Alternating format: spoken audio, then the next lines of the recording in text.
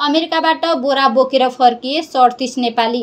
अमेरिकाबाट अध्यगमन कानुन उल्लङ्घन गरेको अभियोगमा 37 जना नेपालीलाई डिपोर्ट गरिएको छ। उनीहरू आइतबार राति त्रिभुवन अन्तर्राष्ट्रिय विमानस्थल हुँदै बोरा बोकेर स्वदेश फर्किएका हुन्। कतिपय रित्तोहातमै नेपाल फर्किएका छन्।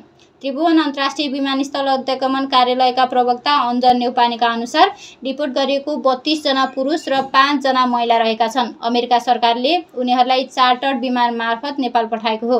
विमानमा हत्कडी लगाएको थियो कि थिएन भन्ने स्पष्ट नभए पनि नेपाल आइपुग्दा उनीहरू सामान्य अवस्थामा रहेको बताइएको छ।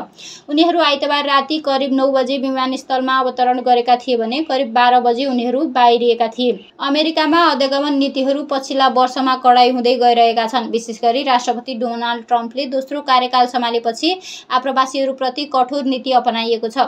भिसा नलिएर वा भिसा सकिएको समयमा पनि बसेका, कानुनी प्रक्रिया नपुर्याएका तथा गलत गतिविधिमा संलग्न रहेका व्यक्तिहरूमाथि अमेरिकी सरकारले निगरानी गर्दै आइरहेको छ। स्रोतका अनुसार डिपोर्ट हुने नेपालीहरू प्राय दलाललाई मोटो रकम बुझाएर अवैध रूपमा अमेरिका पुगेका थिए।